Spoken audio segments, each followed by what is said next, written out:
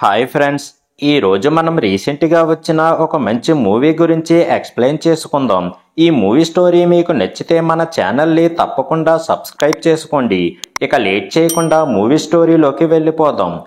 Open చేస్తే నల్లమల్ల అడవి ప్రాంతంలో అమరగిరి అనే మారుమూల గ్రామంలో రంగడు అనే వ్యక్తి రాత్రి టైంలో సారా కొట్టు దగ్గర ఫుల్లుగా తాగి ఆ తర్వాత వీరన్న అనే వ్యక్తితో జూదం ఆడుతూ ఉంటాడు.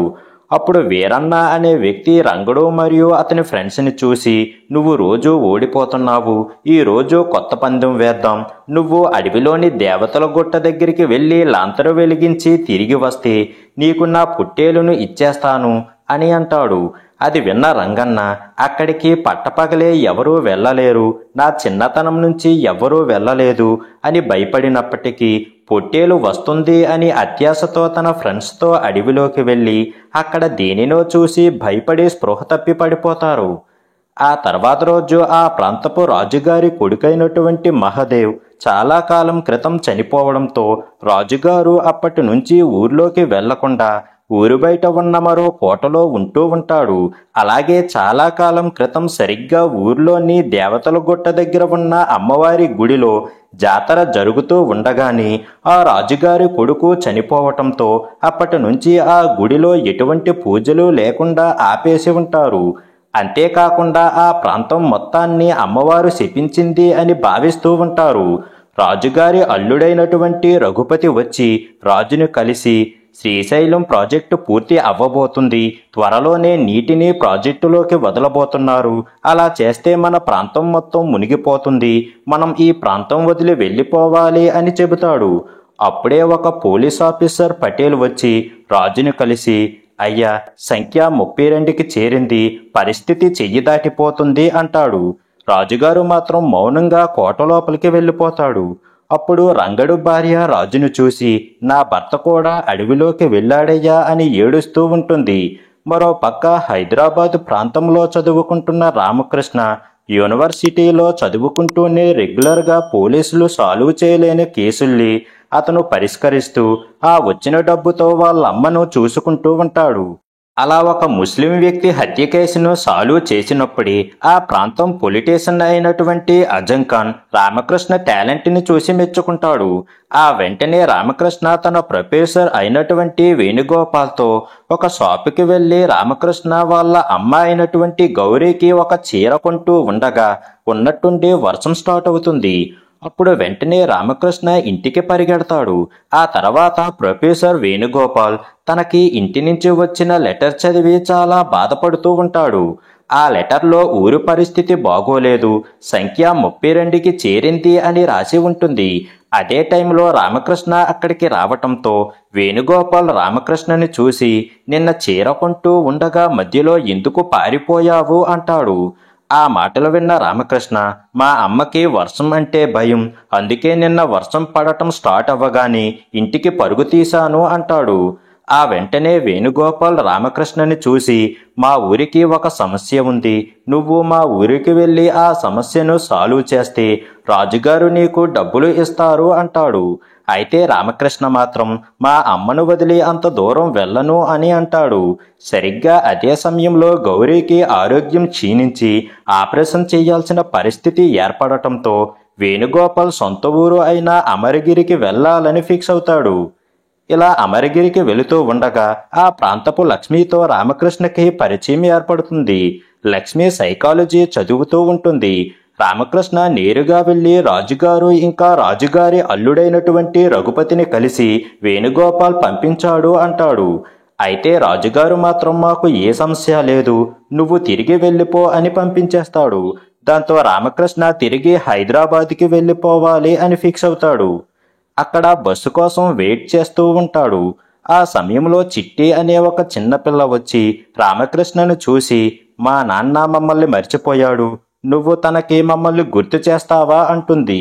రామకృష్ణ కూడా తండ్రి లేకుండా పెరిగి ఉండటంతో ఆ చిట్టి మాటలకు ఫీల్ అయ్యి, చిట్టిని చూసి నన్ను మీ నాన్న దగ్గరికి తీసుకువెళ్ళు అంటాడు. ఆ వెంటనే చిట్టి రామకృష్ణను గుడిలో ఉన్న ఒక గది దగ్గరకు తీసుకువెళ్ళి ఆ కిటికీలో నుంచి లోపలికి చూడు అంటుంది. ఆ రూమ్ లోపల ఒక 31 మంది పిచ్చివాళ్ళలాగా కూర్చొని ఉంటారు. మరో పక్క ఆ ఊర్లో టీచర్గా పనిచేస్తున్న రత్నం ఎందుకో భయపడుతూ ఉంటాడు. రామకృష్ణ ఊరి సమస్యలను పరిష్కరించాలి అని ఫిక్స్ అయ్యి ఆ గుడిలో ఉన్న కొలనులో స్నానం చేస్తూ ఉంటాడు. అదే సమయంలో ఆ ఊరిలో మతిస్థిమితం లేకుండా తిరుగుతూ ఉండే దేవయ్య రామకృష్ణను చూసి, మా ఊరి సమస్యను తీర్చడానికి వచ్చావా స్వామి అని అరుస్తూ ఉంటాడు. ఆ వెంటనే గుడిపంతులు గారు రామకృష్ణను చూసి, మా ఊరి అడవుల్లోకి వెళ్ళిన వారు గతం మర్చిపోయి ఇలా పిచ్చోళ్ళు అయిపోతున్నారు. వారిని గుడిలోని గదిలో ఉంచుతున్నాము. మా ఊరికి అమ్మవారి శాపం ఉంది. ఈ గొడవలన్నీ నీకెందుకు? నువ్వు వచ్చిన దారిని వెళ్ళిపో అని అంటాడు. తర్వాత ఆ ఊరి పోలీస్ స్టేషన్కి వెళ్ళిన రామకృష్ణ పోలీస్ ఆఫీసర్ పటేల్ని కలిసి, నన్ను గవర్నమెంట్ పంపించింది అని చెప్పుకొని ఆ ఊరి సమస్య ఏమిటి అంటాడు. ఆ మాటలు విన్న పటేల్ 25 ఏళ్లుగా ఎవరూ కూడా అడవిలోని దేవతల గుట్ట దగ్గరికి వెళ్ళలేదు. 2 నెలల క్రితం 2 లవర్స్ మాత్రం రాత్రి టైంలో అక్కడికి వెళ్లారు. అప్పటి నుంచి ఆ అడవిలోకి వెళ్ళిన వాళ్ళు గతం మరిచిపోయి పిచ్చివాళ్ళు అవుతున్నారు. 31 మంది మగవారిని గుడిలో గదిలో పెట్టి ఉంచాము. రత్తమ్మ అనే మహిళ కూడా ఇలాగే గతం మర్చిపోయింది. ఆమెని ఊరి బయట కట్టేసి ఉంచాము అని అంటాడు. ఆ రోజు రాత్రి రామకృష్ణ పటేల్ వాళ్ళు ఆ ఊరి బయట ఉన్న రత్తమ్మ దగ్గరికి వెళ్ళగా అదే టైంలో లక్ష్మి కూడా రత్తమ్మకి ఫుడ్ ఇవ్వడానికి అక్కడికి వస్తుంది.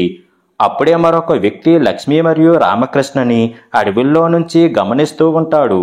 మరోవైపు రామకృష్ణ రత్తమ్మ చేతి మీద కత్తితో ఏదో ఒక సింబల్ గీసి ఉండటం గమనిస్తాడు. అది చూసిన రామకృష్ణ, ఈ ఇంటి డోర్ పగిలిపోయి ఉంది అంటే ఎవరో ఈ ఇంట్లోకి బలవంతంగా వచ్చారు. రత్తమ్మకి చదువు రాదు కాబట్టి ఆమె తన చేతి మీద ఈ సింబల్ గీసుకొని అందరికీ ఏదో చెప్పాలనుకుంటుంది అని అంటాడు. ఆ తర్వాత రోజు టీచర్ రత్నం వచ్చి రాజుగారిని కలిసి, నేను ఇకపై ఈ ఊర్లో ఉండలేను.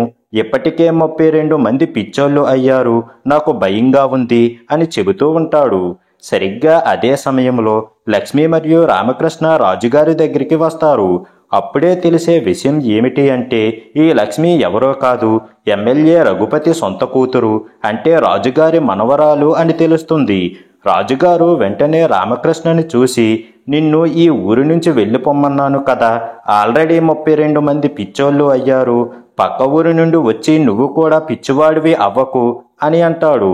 రామకృష్ణ మాత్రం, నేను ఈ మిస్టరీని సాల్వ్ చేసి వెళతాను అని అంటాడు. దాంతో రాజుగారు రామకృష్ణకి 2 రోజులు టైం ఇస్తాడు.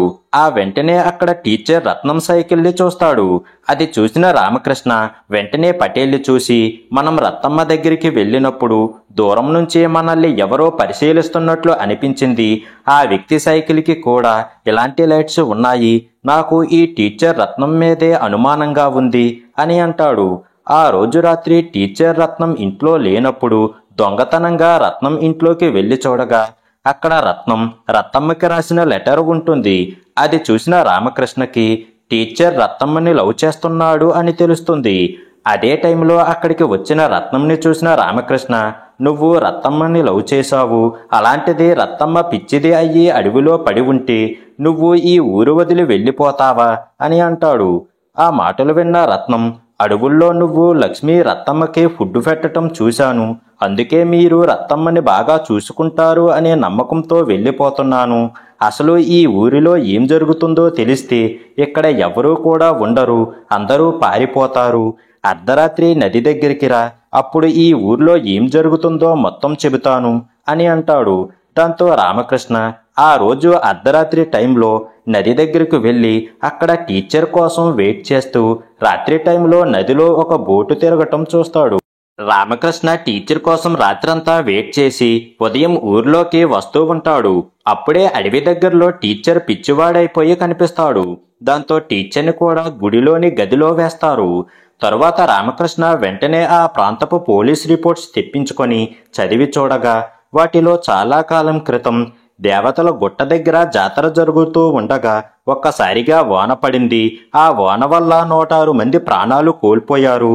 వర్షం వల్ల 106 మంది చనిపోవటం ఏమిటి అని చాలా సంవత్సరాల పాటు విచారణ జరిపారు. కానీ ఎటువంటి ఆధారాలు దొరకలేదు. కొంతమంది అది అమ్మవారి శాపం వల్ల జరిగింది అంటే, మరికొంతమంది మాత్రం అడవుల్లోని ఆత్మలే ఇలా చేశాయి అని నమ్ముతూ ఉన్నారు అని ఆ రిపోర్ట్స్ని చదివిన రామకృష్ణకి అర్థమవుతుంది.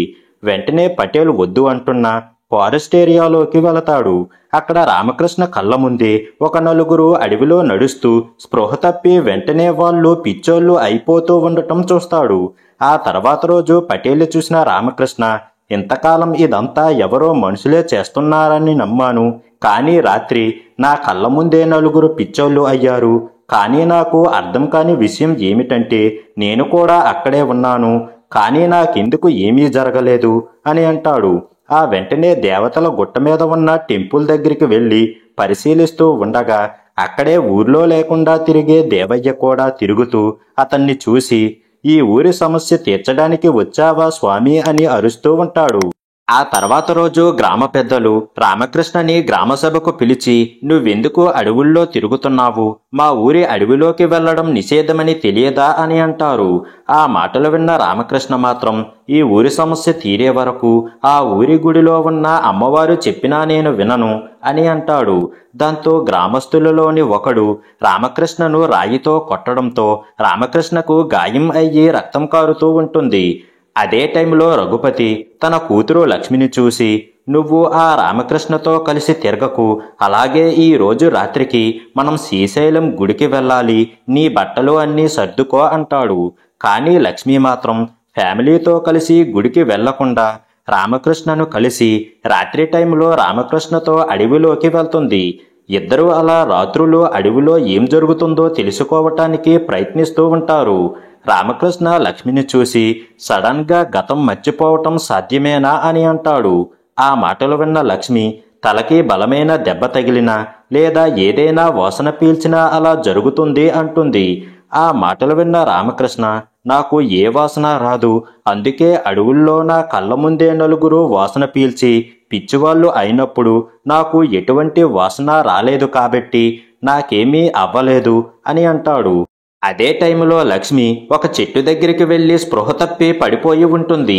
దాంతో లక్ష్మిని వెంటనే హాస్పిటల్కి తీసుకువెళుతూ ఉండగా అడవిలో రామకృష్ణకి వీరన్న ఎదురుపడి లక్ష్మిని చూసి, దీనికి హాస్పిటల్లో ఎటువంటి మందు ఉండదు, రఘుపతి గారి కూతుర్ని కాపాడాలి, వెంటనే నా ఇంటికి తీసుకురా, విరుగుడు వేస్తాను అని చెప్పి తన ఇంటికి తీసుకువెళ్లి లక్ష్మికి విరుగుడు మందు వేస్తూ ఉంటాడు. ఆ టైంలో రామకృష్ణ వీరన్న ఇంట్లో ఒక రాయిని చూస్తాడు. దానికి రక్తం అంటి ఉంటుంది. నిజానికి ఆ రోజు గ్రామసభలో రామకృష్ణను కొట్టింది ఆ రాయితోనే. ఆ రాయి వీరన్న ఇంట్లో ఉంటుంది. అలాగే ఆ రాయి మీద ఉన్న రామకృష్ణ రక్తానికి రక్త పరీక్ష చేసినట్లు కనిపిస్తుంది. అది చూసిన రామకృష్ణ వీరన్నను చూసి, ఎవర్రా నువ్వు, నా బ్లడ్ని ఎందుకు టెస్ట్ చేస్తున్నావు అని అంటాడు. వీరన్న రామకృష్ణని కొట్టి, ఈ రోజు పౌర్ణమి, ఈ రోజు అడవిలో నుంచి వచ్చే గాలి పీల్చి ఊర్లోని అందరూ కూడా పిచ్చోళ్ళు అవ్వబోతున్నారు అని పారిపోయే ప్రయత్నం చెయ్యగా అతి కష్టం మీద రామకృష్ణ లక్ష్మితో అక్కడి నుంచి తప్పించుకొని లక్ష్మిని క్షేమంగా ఉంచి తరువాత అడవిలోకి వెళ్ళి ఆ చెట్టుని తగలబెడుతూ ఉండగా వీరన్న అడ్డుకునే ప్రయత్నం చేస్తాడు. దాంతో వీరన్నని కూడా ఆ మంటల్లో తోసేసి అడవిలోని చెట్టుకి నిప్పు అంటించేస్తాడు. ఆ తర్వాత రోజు రాజుగారిని కలిసిన రామకృష్ణ, ఇదంతా ఒక చెట్టు నుంచి వస్తున్న వాసన వల్ల జరుగుతుంది, కానీ చనిపోయిన వీరన్నకి ఆ విరుగుడు ఎక్కడిది, వీరన్న ఎందుకు ఈ ఊరు మొత్తం నాశనం చెయ్యాలి అనుకుంటున్నాడు, వీరన్నతో ఇంకా ఎంతమంది చేతులు కలిపారు అన్నదే తెలుసుకోవాలి అని అంటాడు. అది విన్న రాజుగారు, నువ్వు నా ఊరి సమస్యను తీర్చావు, నా ఇంటి సమస్యను కూడా తీరుస్తావని నమ్ముతున్నాను. నా కొడుకు మహదేవ్ లండన్లో చదువుకొని తిరిగి వచ్చి అడవితండ అమ్మాయిని పెళ్లి చేసుకున్నాడు. నా కొడుకు చనిపోయే ముందు నాతో కోటకు తూర్పు వైపు అని చెప్పి చనిపోయాడు.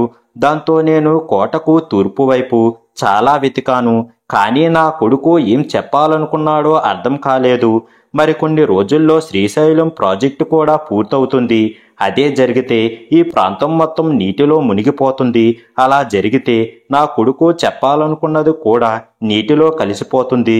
ఈలోపే నా కొడుకు ఏం చెప్పాలనుకున్నది కనిపెట్టు అని అంటాడు. తరువాత కోటలో ఉన్న రాజుగారి కొడుకు పాత ఫోటోలను చూసిన రామకృష్ణ సాకుతాడు. ట్విస్ట్ ఏమిటి అంటే ఆ మహదేవ్ భార్య ఎవరో కాదు, రామకృష్ణ అమ్మ అయిన గౌరీ అని తెలుస్తుంది. అంటే రామకృష్ణ రాజుగారి మనవడు అని తెలుస్తుంది. అదే టైంలో పటేల్ వచ్చి రామకృష్ణను కలిసి చెట్టును కాల్చిన చోట వీరన్న డెడ్ బాడీ దొరకలేదు, అంటే వీరన్న ఇంకా ప్రాణాలతోనే ఉండే అవకాశం ఉంది అని అంటాడు. సరిగ్గా అదే టైంలో అక్కడికి వచ్చిన అడవి తండా పెద్ద మనిషి అయినటువంటి పశుపతి కాలిపోయిన చెట్టు దగ్గరికి వచ్చి అనవసరంగా ఒక చెట్టును తగలబెట్టారు, ఇదంతా అమ్మవారి శాపం వల్ల జరుగుతుంది కానీ చెట్టు వల్ల కాదు అంటాడు. పశుపతి బాడీ మీద ఉన్న పచ్చబొట్టును చూసిన రామకృష్ణ వెంటనే తన బాడీ మీద ఉన్న పచ్చబొట్టును చూసుకుంటాడు.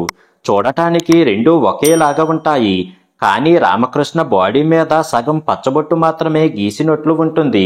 ఆ వెంటనే కోటకి కుడిపక్క అని తన తండ్రి ఎందుకు చెప్పి ఉంటాడు అని ఆ పక్క వెతుకుతూ ఉండగా ఎమ్మెల్యే రఘుపతి మనిషి సీక్రెట్గా రామకృష్ణనే ఫాలో అవ్వడం గమనిస్తాడు. ఆ వెంటనే పటేల్తో కలిసి వెళ్లి పశుపతితో మాట్లాడగా రామకృష్ణని చూసిన పశుపతి, ఆ రాజుగారి కొడుకు మహదేవ్ మా అడవి తాండాకి చెందిన గౌరీని ప్రేమించి పెళ్లి చేసుకున్నాడు, కానీ మా ఆచారాలని అవమానించాడు, అందుకే అమ్మవారికి కోపం వచ్చి శపించింది అంటాడు. దాంతో పశుపతితో గొడవపడిన రామకృష్ణ పటేల్తో మాట్లాడుతూ తానే రాజుగారి మనవడు అనే సీక్రెట్ని చెబుతాడు. తరువాత పటేల్ చూసిన రామకృష్ణ ఎమ్మెల్యే రఘుపతికి వీరన్నకి సంబంధం ఉంది, అందుకే ఊరు మొత్తం నాశనం చెయ్యాలనుకున్న రోజే తను ఫ్యామిలీతో శ్రీశైలం వెళ్ళాడు. ఎవరికీ విరుగుడు ఇవ్వని వీరన్న లక్ష్మికి మాత్రమే ఇచ్చాడు, ఎందుకంటే లక్ష్మి రఘుపతి కూతురు కాబట్టి. అలాగే రఘుపతి మనిషి నన్ను ఫాలో అవుతున్నాడు అని అంటాడు. ఆ రాత్రికి రాజుగారిని కలిసిన రామకృష్ణ, మీ కొడుకు మహదేవ్ గురించి డీటెయిల్గా చెప్పండి, అది నా ఇన్వెస్టిగేషన్కి బాగా హెల్ప్ అవుతుంది అంటాడు. ఆ మాటలు విన్న రాజుగారు జరిగింది చెప్పడం మొదలు పెడతాడు. స్టోరీ గతానికి వెళ్తుంది. మహదేవ్ లండన్లో చదువుకొని తిరిగి వస్తాడు. అదే టైంలో రాజుగారి కూతురు యశోద కాలేజీలో రఘుపతిని లవ్ చేయడంతో రఘుపతి పేదవాడైనప్పటికీ మహదేవ్ రాజుగారిని ఒప్పించి యశోద మరియు రఘుపతులకు పెళ్లి చేయిస్తాడు. ఆ తర్వాత అడవితండ అమ్మాయి అయినటువంటి గౌరీని లవ్ చేసిన మహదేవ్ రాజుగారి మాటలను ఎదిరించి గౌరీని పెళ్లి చేసుకొని అందరికీ దూరంగా ఉంటాడు. అదే టైంలో వారికి కొడుకు కూడా పుట్టడంతో గుడిలోని జాతర ఇంకా కొడుక్కి పేరు పెట్టే రోజు ఒకే రోజు వస్తుంది. అడవి జాతి ఆనవాయితీ ప్రకారం పశుపతి గౌరీ మరియు మహదేవుల కొడుకుకి పచ్చబొట్టు వేయిస్తూ ఉండగా మహదేవ్ పశుపతిని తిట్టి చిన్నపిల్లవాడికి సూదులు గుచ్చటం ఏమిటి అని మధ్యలోనే ఆపేసి కొడుకుని తీసుకుని వెళ్ళిపోతాడు. దాంతో పశుపతితో పాటు అందరూ కూడా అపచారం జరిగింది అని అంటారు. ఆ రోజు రాత్రి గుడి దగ్గర వర్షం పడి 106 మంది చనిపోగా అదే రోజు రాత్రి మహదేవ్ కూడా చనిపోతూ రాజుగారిని చూసి కోటకి తూర్పు పక్క అని చెప్పి చనిపోతాడు. అలా రాజుగారు జరిగింది మొత్తం రామకృష్ణకు చెప్పగా మరో పక్క రఘుపతి నిజానికి ఆస్తి కోసమే యశోదాని ప్రేమించినట్లు నటించి తనని పెళ్లి చేసుకొని ఉంటాడు. అందుకే యశోద కాళ్ళు చేతులు పడిపోయేలాగా చేసి యశోదాని రోజు రాత్రులు కొడుతూ టార్చర్ పెడుతూ ఎవరి మీద కోపం వచ్చినా ఆ కోపాన్ని యశోద మీద చూపిస్తూ ఉంటాడు. లక్ష్మి కూడా అది మొత్తం చూస్తూ తన అమ్మని ఓదారుస్తూ ఉంటుంది. అందరి ముందు చనిపోయినట్లు నటిస్తున్న వీరన్న నిజానికి కొండపైన ఉన్న గుడిలో సీక్రెట్గా ఉంటూ ఉండడంతో రఘుపతి వెళ్ళి వీరన్నను కలిసి మాట్లాడుతూ ఉంటాడు. మరో పక్క ఆ రోజు వర్షం పడినప్పుడు 106 మంది చనిపోయినప్పుడు అక్కడ బ్రతికి బయటపడ్డ వ్యక్తి ఎవరైనా ఉన్నారా అని రామకృష్ణ అడగగా అది విన్న రాజుగారు దేవయ్య ఉన్నాడు, కానీ దేవయ్య మతిస్థిమితం లేకుండా తిరుగుతున్నాడు అంటాడు. దాంతో వెంటనే దేవయ్యకి షాక్ ట్రీట్మెంట్ ఇప్పించి గతం గుర్తుకు వచ్చేలాగా చేసి ఆ రోజు ఏం జరిగింది అడుగుతారు. అప్పుడు దేవయ్య జరిగింది చెప్పడం మొదలు పెడతాడు. గుడి దగ్గర జాతర జరుగుతూ ఉంటుంది. అక్కడ గౌరీ కూడా రామకృష్ణతో కలిసి ఉంటుంది. అప్పుడే అక్కడ వర్షం స్టార్ట్ అవుతూ నార్మల్ వానలాగా కాకుండా పైనుంచి యాసిడ్ పోసినట్లు అందరూ బాడీస్ కాలిపోతూ చనిపోతూ ఉంటారు. ఆ కెమికల్ స్మెల్ వల్ల రామకృష్ణకి వాసన తెలియకుండా పోతుంది. గౌరీకి వర్షం అంటే భయం ఏర్పడుతుంది. అంతమంది చావు చూసిన దేవయ్య పిచ్చివాడు అయిపోతాడు. అయితే ఆ ముగ్గురు కూడా గుడి లోపల ఉండటంతో ప్రాణాలతో బయటపడతారు. స్టోరీ ప్రెజెంట్కు వస్తుంది. దేవయ్య రామకృష్ణతో మాట్లాడుతూ మాటల మధ్యలో మీ అమ్మా నాన్న రెగ్యులర్గా కోటకు తూర్పు పక్కన ఉన్న పాడుపడ్డ బావి దగ్గర కలిసేవారు అని చెబుతూ ఉంటాడు.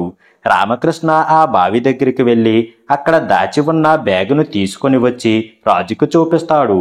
అయితే ఆ బ్యాగులో కెమికల్ ఫార్ములాలు ఇంకా కొన్ని రీసెర్చ్ పేపర్స్ ఉంటాయి. ఇదంతా గమనించిన రఘుపతి తన మనుషుల్ని పంపించి ఆ బ్యాగ్ని దొంగిలించమని చెప్పడంతో రామకృష్ణ వారితో ఫైట్ చేస్తాడు. అదే టైంలో రాజుగారు గన్నతో అక్కడికి వచ్చి రఘుపతి మనుషుల్ని షూట్ చేసి రఘుపతిని బంధించి, దేవయ్య నాకు నిజం చెప్పాడు, ఈ రామకృష్ణ నా మనవడు, ఆ బ్యాగ్ని ఎందుకు దొంగిలించాలి అనుకుంటున్నావు అని అడుగుతాడు. అప్పుడు రఘుపతి జరిగింది చెప్పడం మొదలు పెడతాడు. స్టోరీ గతానికి వెళ్తుంది. మహదేవ్ ఒకరోజు రఘుపతితో కలిసి హైదరాబాదులో అజం ఖాన్ను కలిసి మా ప్రాంతంలో సరిగ్గా వర్షాలు పడక రైతులు ఇబ్బంది పడుతున్నారు, నేను కృత్రిమంగా వర్షాలు పడేలా చేయడం పైన లండన్లో రీసెర్చ్ చేశాను, ఒక ఫార్ములా కూడా కనుగొన్నాను, ఆ కెమికల్లే ఫైట్లో పైకి వెళ్ళి మేఘాల మీద చల్లితే వెంటనే మేఘం కరిగి వర్షం పడుతుంది, అందుకు మీ ఫ్లైట్ కావాలి అనగా దానికి అజం కూడా దానికి ఓకే అంటాడు. అయితే పాకిస్తాన్తో సంబంధం కలిగి ఉన్న అజం ఖాన్ ఆ తర్వాత సీక్రెట్గా రఘుపతిని పిలిపించి ఆ మహదేవ్ కనిపెట్టిన ఫార్ములా నాకు కావాలి, అంతేకాదు ఆ ఫార్ములాలతో మార్పులు చేసి యాసిడ్ వర్షం పడేలాగా చేసి ఇండియాలో మరణకాండ చేస్తాను, నువ్వు నాకు హెల్ప్ చేస్తే నిన్నే నేను ఇండియాకి ప్రధానిని చేస్తాను అనడంతో రఘుపతి అజం ఖాన్తో చేతులు కలిపి జోసెఫ్ అనే ఒక బ్రిటిష్ సంతతికి చెందిన వ్యక్తిని వీరన్న అనే పేరుతో మహదేవ్ ల్యాబ్లో అసిస్టెంట్గా పెట్టి ఆ మహదేవ్ కనిపెట్టిన ఫార్ములాని దొంగిలించమని అంటాడు. అలా జరిగింది చెబుతూ ఉండగానే ఊర్లో ఇల్లు తగలబడుతూ ఉంటాయి. ఆ న్యూస్ తెలియగానే రాజుగారు ఊర్లోకి పరుగులు తీస్తాడు. ఆ సమయంలో వీరన్న వచ్చి రఘుపతిని విడిపించుకొని తీసుకొని వెళ్ళిపోతాడు. అదే టైంలో అజం ఖాన్ పాకిస్తాన్కి కాల్ చేసి మన జోసెఫ్ ఒక కొత్త ఫార్ములా కనిపెట్టాడు, ఆ కెమికల్ ఏదైనా చెట్టుకి ఇంజెక్షన్ చేస్తే ఆ చెట్టు నుంచి వచ్చే గాలి పీల్చడం వలన ప్రజలు పిచ్చివాళ్ళు అవుతారు, అందుకు విరుగుడు కూడా మన దగ్గరే ఉంది, దీన్ని వాడి బోర్డర్ ఏరియాలో ఇండియన్ ఆర్మీకి పిచ్చి పట్టేలాగా చెయ్యవచ్చు, అలాగే యాసిడ్ వర్షానికి సంబంధించిన ఫార్ములా కూడా త్వరలోనే దొరుకుతుంది అని అంటాడు. మరో పక్క రామకృష్ణ తన అమ్మ గౌరీని అమరగిరికి తీసుకువచ్చి తన నాన్న సమాధిని చూపించి త్వరలోనే నాన్న చావుకి కారణం తెలుసుకుంటాను అని అంటాడు. స్టోరీ గతానికి వెళ్తుంది. మహదేవ్ వీరన్నకి సీక్రెట్గా ఫార్ములా చెప్పకుండానే ప్రయోగం పూర్తి చేసి సరిగ్గా గుడి దగ్గర జాతర జరిగే టైంలోనే అజం ఖాన్ ఫ్లైట్ని తీసుకొని వీరన్నని చూసి పైకి వెళ్ళి మేఘాల మీద ఈ ఫార్ములా ఇంజెక్ట్ చెయ్యి అంటాడు. అయితే రఘుపతి మరియు వీరన్న వర్షం బదులు యాసిడ్ కురిసేలాగా ఫార్ములాని మార్చేసి నువ్వు కనిపెట్టిన ఫార్ములా ఇవ్వు, లేదంటే మీ ఊరు మొత్తం నాశనం అవుతుంది అని అంటారు. అయితే ఆ మహదేవ్ మాత్రం అది మీ చేతికి వస్తే ఇండియానే నాశనం చేస్తారు అని అక్కడి నుంచి తప్పించుకోగా కోపంతో దేవతల గుట్ట మీద యాసిడ్ వర్షం పడేలాగా చేసి అందరూ చనిపోయేలాగా చేస్తారు.